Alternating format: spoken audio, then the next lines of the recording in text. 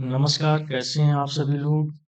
बहुत बहुत स्वागत है टीचिंग एग्जाम चैनल अकाडमिक वार्ता पर।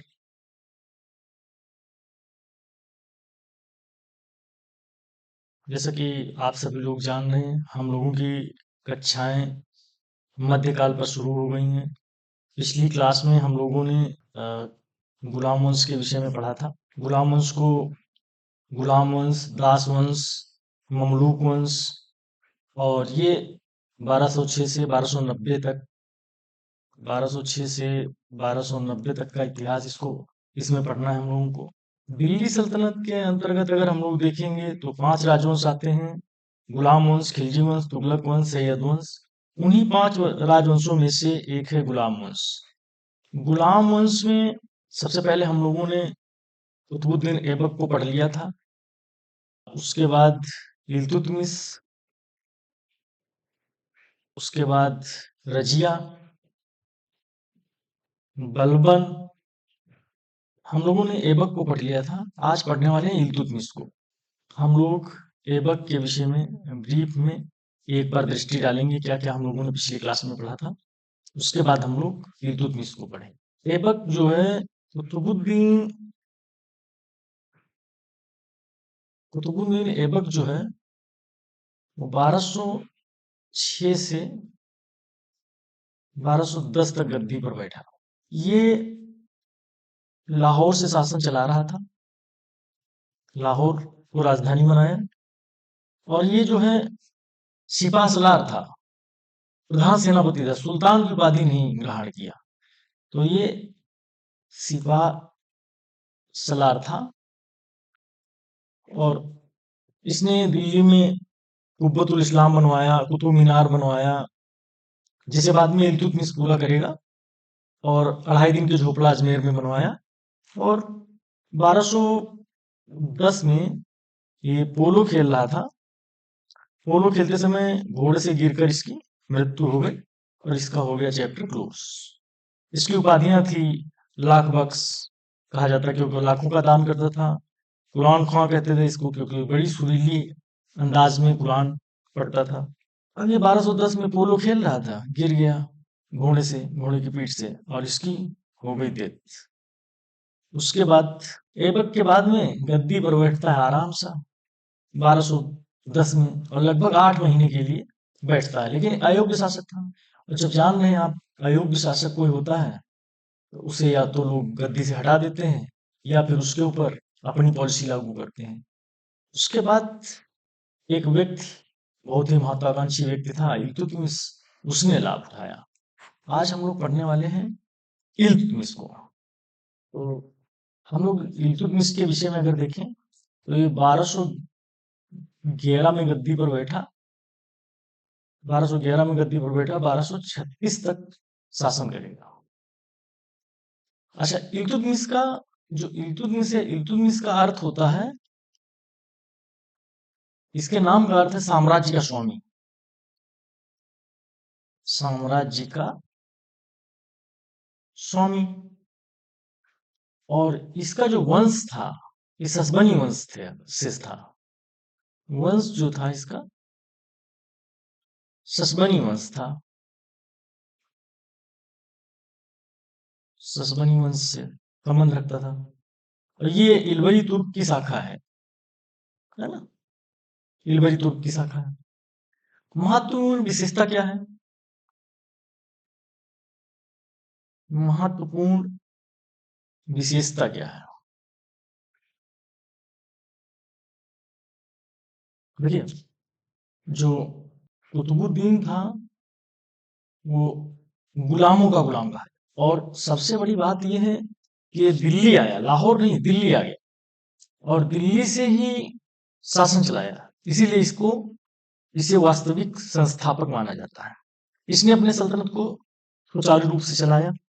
इसने एक चालीसा दल का गठन किया, जिसे तुर्कान चहलगनी कहा गया है। 40 लोगों का एक दल था।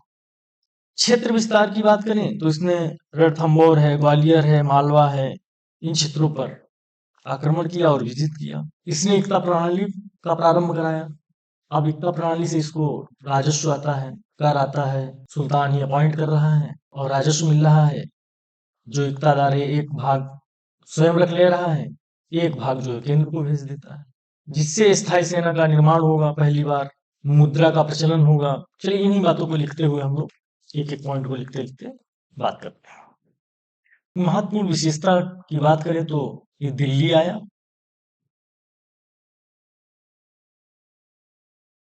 बाकायदा इसने सुल्तान की उपाधि ग्रहण करी।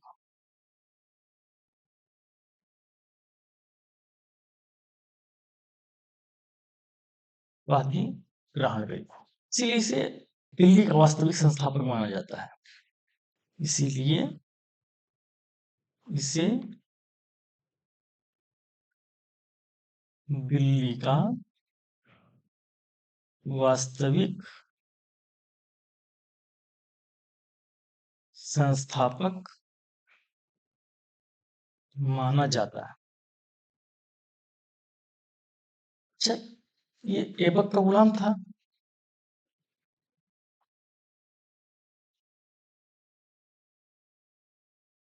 इसीलिए इसे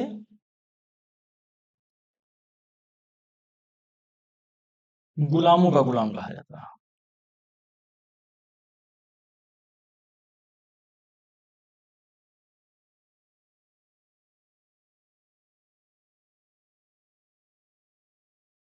अब ये जब दिल्ली में बैठेगा, दिल्ली को राजधानी बनाएगा, दिल्ली आया, दिल्ली से कार्य करेगा, तो अब क्या करेगा ये वहां एक चालीसा का गठन करेगा, चालीसा दल का, चालीसा दल का गठन बहुत पूछा जाता है एग्जाम, जिसको बोलेंगे तुर्कान ए चहलगनी, तुर्कान ए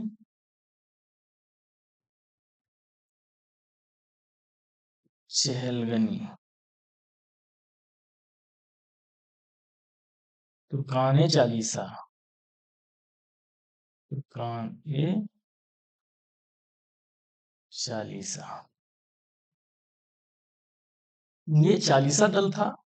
चहलगनी या इसको 40 समूह की संज्ञा बर्नी ने दी है, लेकिन 40 की संख्या का कोई विशेष महत्व नहीं था। मिन्हाज ने केवल 25 शमसी अमीरों का विवरण देता है। क्षेत्र विस्तार,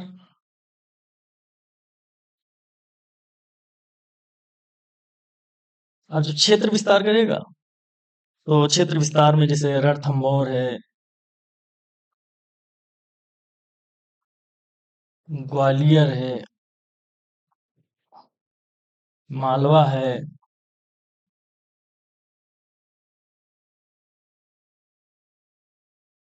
इन क्षेत्रों पर आक्रमण करता है। और जब क्षेत्र विस्तार कर लेगा तो क्षेत्र विस्तार करने के लिए क्या करेगा, एक सिस्टम चलाता है जिसका नाम होता है इक्ता। अब इक्ता क्या है? इक्ता प्रणाली का मतलब होता है जो प्रांतीय प्रशासन है। इक्ता के प्रधान को, इसका जो प्रधान होता था उसको बोलते थे इक्तेदार। अब ये क्या है, प्रांत में है इक्तादार, वो वहां से राजस्व वसूल रहा है, राजस्व वसूलेगा तो कुछ हिस्सा 50% हिस्सा अपने पास रख लेगा, और बाकी जो हिस्सा रहेगा वो केंद्र को भेज देगा, केंद्र को भेज देगा। जो केंद्र को भेज देगा तो अच्छा, अब जब केंद्र के पास राजस्व आने लगेगा, पैसा आने लगेगा, तो केंद्र में क्या होगा, एक स्थायी सेना आएगी, स्थायी सेना का निर्माण होगा।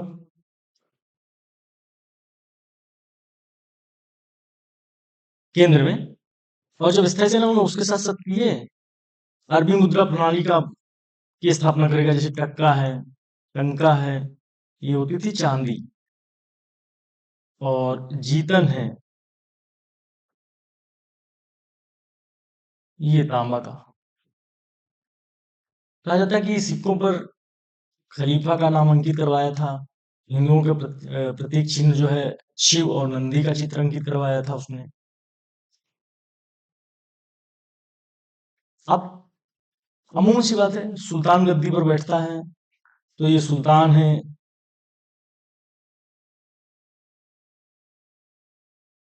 ये सुल्तान है, सुल्तान के अधिकारी हैं, अब अधिकारी हैं, क्षेत्र विस्तार हो रहा है। जब क्षेत्र विस्तार हो रहा है और यहाँ पर इक्तेदार हैं प्रांतों में, जब प्रांतों में इक्तेदार हैं तो केंद्र को आय हो रही है, जब आय हो रही है तो राज्य चलेगा, और यहाँ पर राजस्व मिल रहा है। जब आय हो रही है तो सुचारू रूप से राज्य चलेगा। इक्तादार के कर्तव्य क्या थे?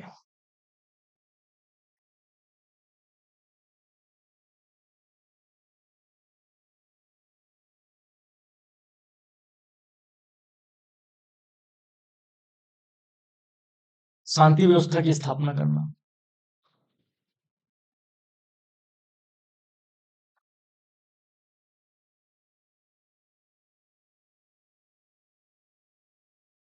करों की वसूली करना,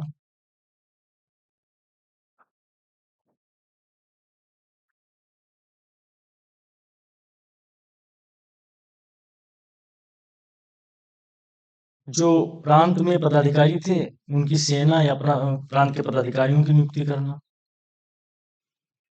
प्रांत के पदाधिकारियों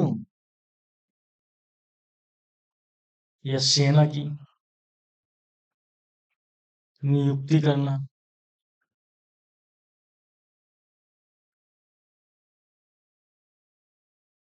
और वेतन देना।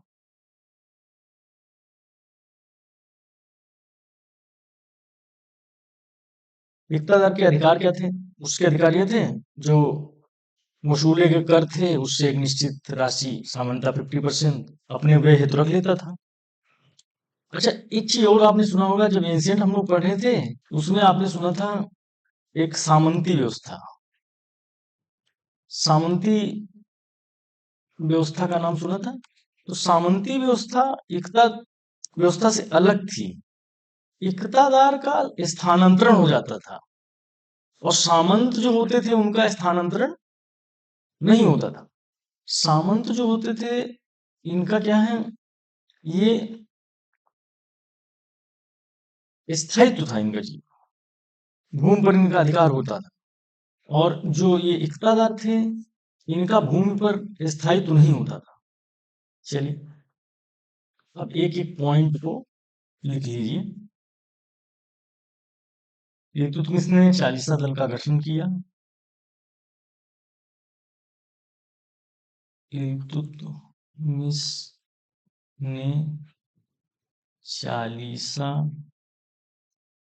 दल का गठन किया। ओके,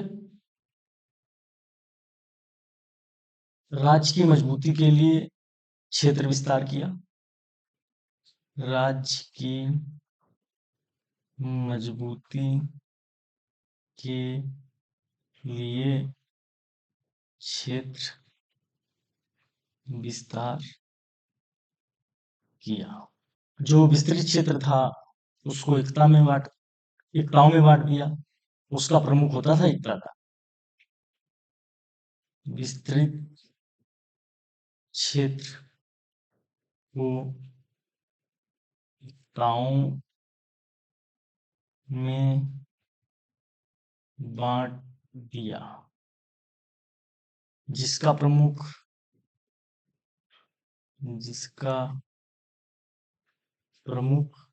इक्तादार होता था।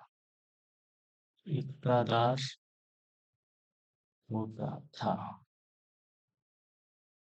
इक्तादार का प्रमुख कार्य क्या होता था? वो राजस्व संग्रहित कर केंद्र को भेजता था और स्वयं अपने व्यय के लिए कुछ रकम रख लेता था या कुछ राजस्व संग्रहित कर रख लेता था। तो इसी बात को लिख लीजिए। वसूले गए करों में से एक निश्चित हिस्सा,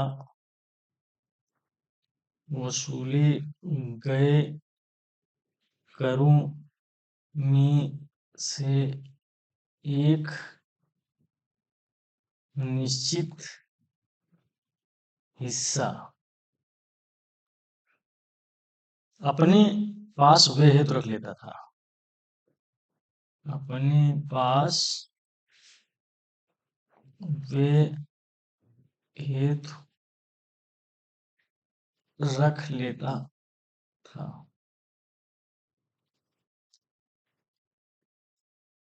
बाकी बचा हुआ हिस्सा केंद्र को भेज देता था। बाकी राजस्व का हिस्सा केंद्र को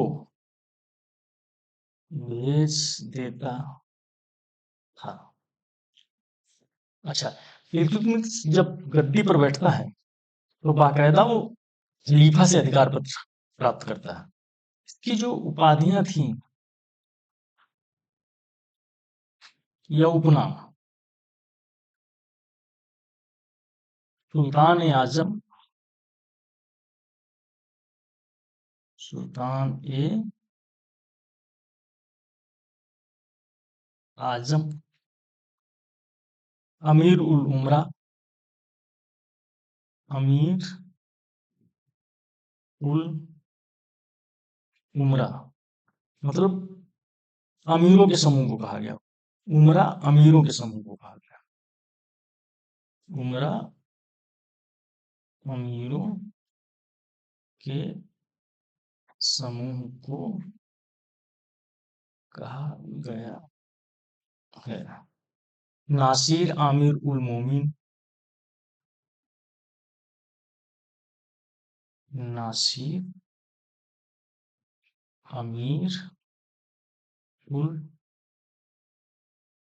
मोमिन, इसका मतलब है धर्म का रक्षक या मुसलमानों का रक्षक। धर्म का रक्षक या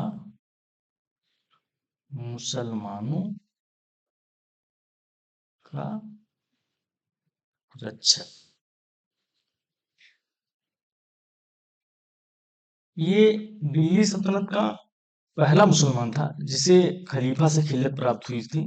1229 ईस्वी में इसने अ, खलीफा अल मुस्ती मुसीर बिल्लाह से, ये बगदाद का खलीफा था, इससे इसने खिलत प्राप्त करी थी। इसी बात को लिख लीजिए, खिलत प्राप्त हुई।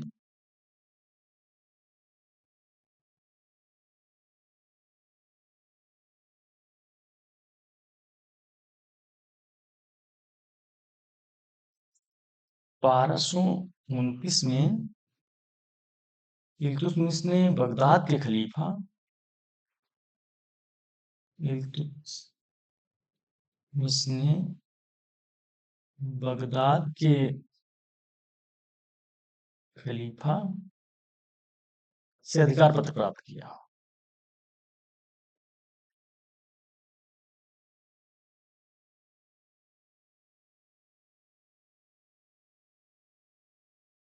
इस समय बगदाद के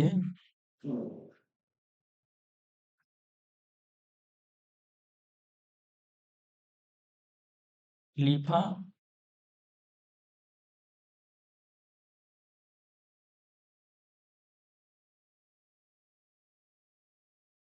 अल मुंसिर बिल्लाह थे।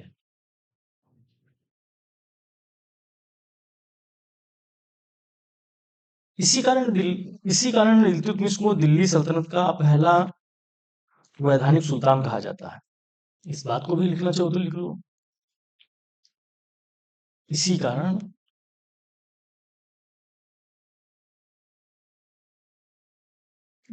इल्तुतमिश को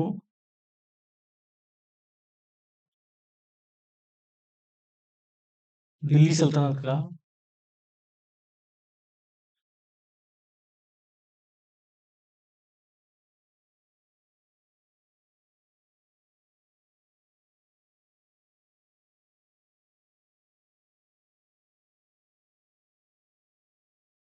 पहला वैधानिक सुल्तान कहा गया है।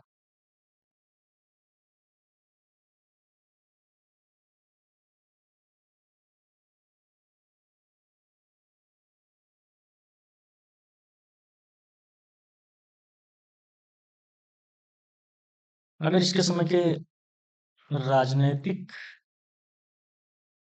घटनाएं देखेंगे तो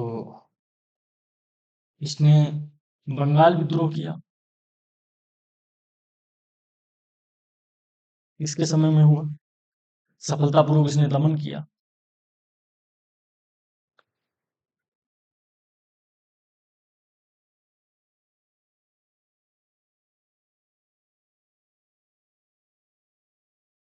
इसी के समय नसीरुद्दीन कुबाचा इसका प्रतिद्वंदी था।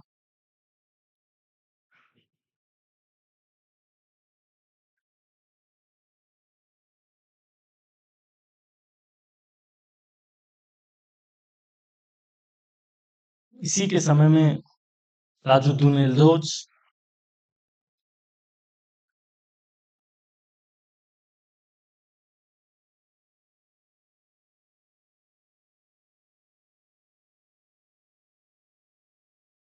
और मंगोल आक्रमण से इसने दिल्ली को बचाया।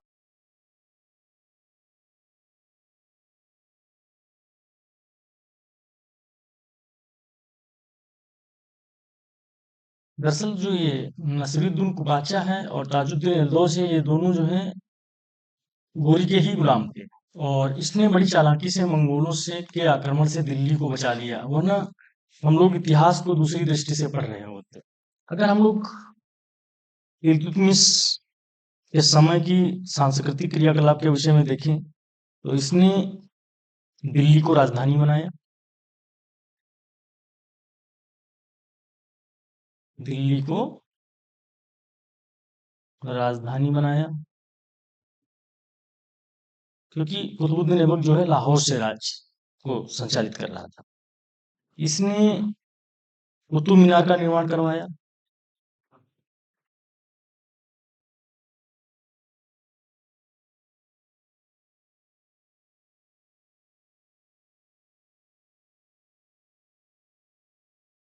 दरअसल कुतुब मीनार का निर्माण कार्य जो है कुतुबुद्दीन ऐबक ने प्रारंभ किया था, लेकिन इसने उसको पूर्ण कराया।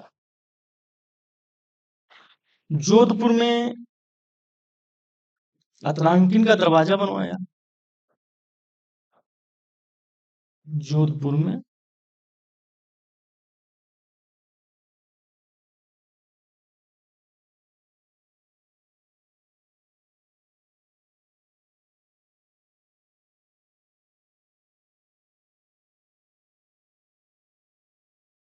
मदरसा ए मुइज्जी,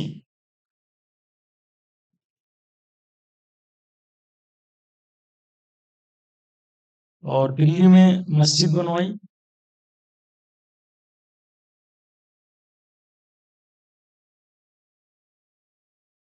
ये दिल्ली में एक मकबरा बनवाया,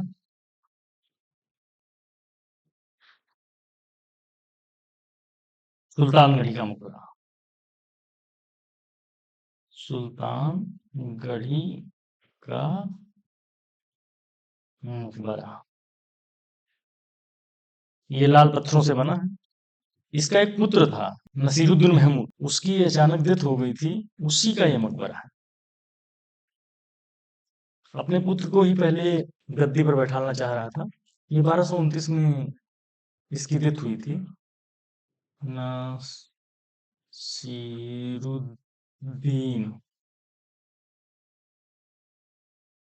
1229 में इसकी डेथ हो गई थी, उसी का ये मकबरा उसी, ये भारत में पहली बार मकबरा निर्माण करने का श्रेय इसी को जाता है। सुल्तानगढ़ी का मकबरा बनवाया इसने, और ये लाल पत्थरों से बना है।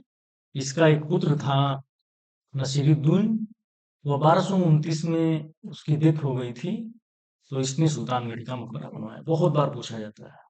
उसके बाद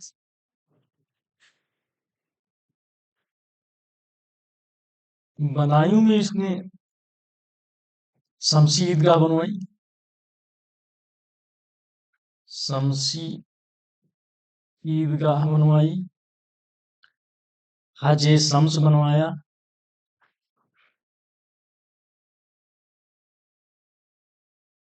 और इसने जामा मस्जिद बनवाई।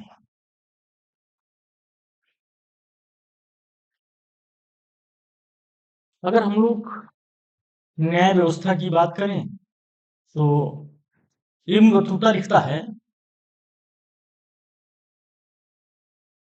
इब्न बतूता लिखता है कि इल्तुतमिश के महल के सम्मुख संगमरमर मरमर से सींग बने हुए थे और जिनके गले में घंटियां बंधी हुई थी, और उन घंटियों को बजा देता था जो, तो उसकी फरियाद सुनकर तत्काल न्याय की व्यवस्था होती थी। उसके अलावा इल्तुतमिश के शासनकाल में जो न्याय चाहने वाले व्यक्ति होते थे उन्हें वो लाल वस्त्र धारण करके और न्याय की मांग करनी होती थी। मतलब लाल वस्त्र जो होते थे उस समय न्याय के प्रतीक माने जाते थे। इस बात को स्मरण रखिए, रजिया ने लाल वस्त्र पहनकर ही जनता के बीच जो रुकनुद्दीन फिरोज शाह है उसको सिंहासन से हटाने के लिए मांग करी थी। तो न्याय व्यवस्था इसके समय में बहुत अच्छी थी। इस बात को लिखना चाहो तो लिख सकते हो। इब्न बतूता लिखता है कि इल्तुतमिश के महल के सम्मुख इल्तुतमिश के महल के सम्मुख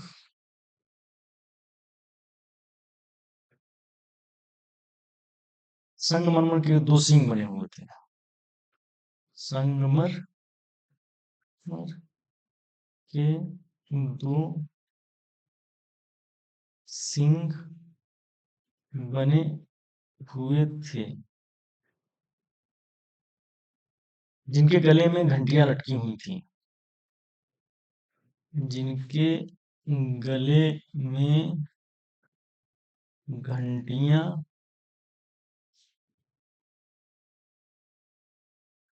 लटकी हुई थी। पीड़ित व्यक्ति इन घंटियों को बजाता था।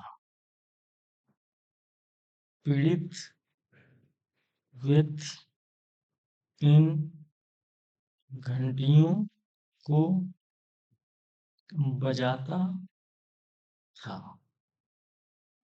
उसकी फरियाद सुनकर तत्काल न्याय की व्यवस्था की जाती। उसकी फरियाद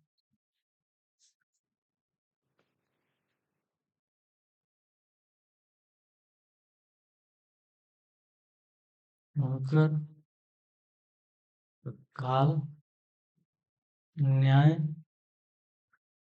की व्यवस्था की जाती है।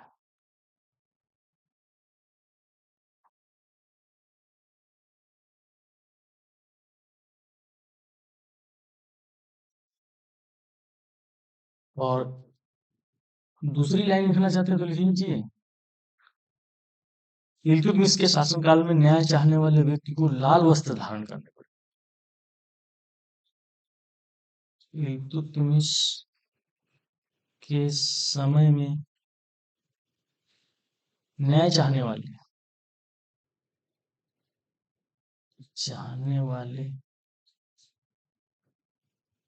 व्यक्ति को लाल वस्त्र धारण करना था।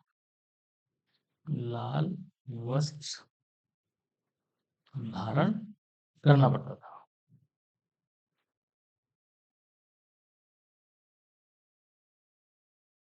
अगर हम लोग धार्मिक नीति की बात करें तो वो बहुत दयालु और धर्मपरायण था।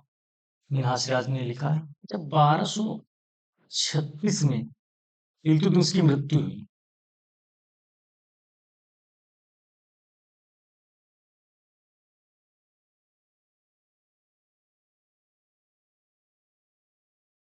अच्छा, इल्तुतमिश का एक लड़का था नसीरुद्दीन, वो 1229 में उसकी डेथ हो गई थी। तो उसने उसका मकबरा बनवाया, हमने अभी बताया। बचा उसका एक बेटा रुकनुद्दीन फिरोज शाह। उस वो अयोग्य था। उसने कहा मेरा बेटे जो वो अयोग्य हैं, विलासिता में डूबे हुए हैं।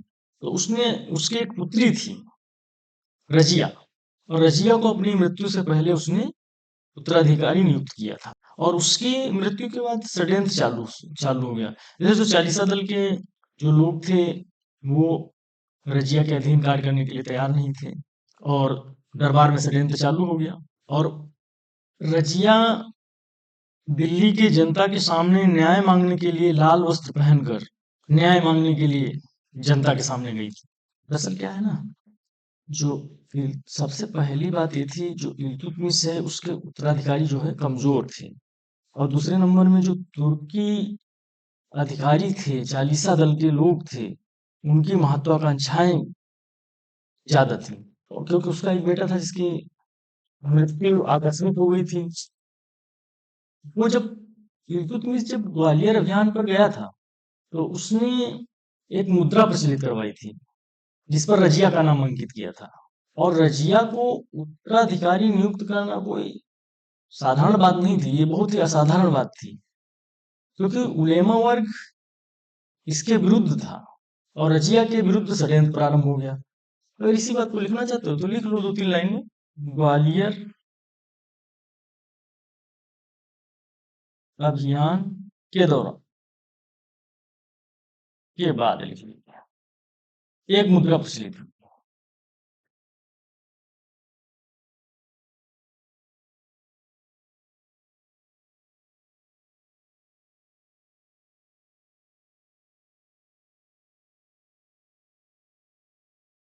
जिस पर इल्तुतमिश के साथ रजिया का नाम भी अंकित था।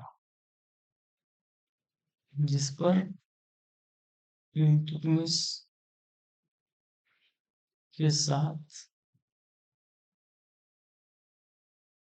रजिया का नाम भी अंकित था। रजिया को उत्तराधिकारी नियुक्त करना एक असाधारण मामला था, और दरबार में ही रजिया के विरुद्ध एक षड्यंत्र प्रारंभ हो गया। चलिए हम लोग नेक्स्ट क्लास देखेंगे दिल्ली की पहली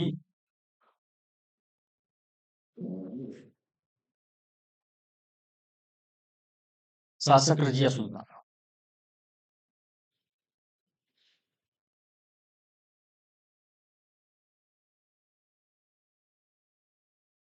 इसके संघर्ष की कहानी हम लोग देखेंगे। ये 1236 से 1240 तक, ये क्लास ऊपर दी हुई है, आप लोग यहाँ से देख सकते हैं। बहुत ही इंटरेस्टिंग क्लास होगी। दिल्ली की पहली शासक रजिया सुल्तान 1236 से 1240 हम लोग नेक्स्ट क्लास में पढ़ेंगे।